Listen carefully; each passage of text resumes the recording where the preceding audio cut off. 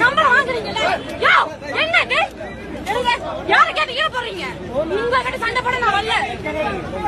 கண்டிக்கின்றோம்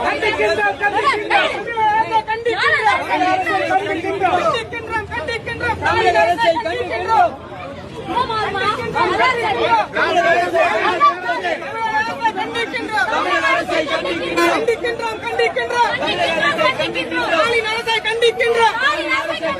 தமிழ்நாடு எங்கள் உரிமை.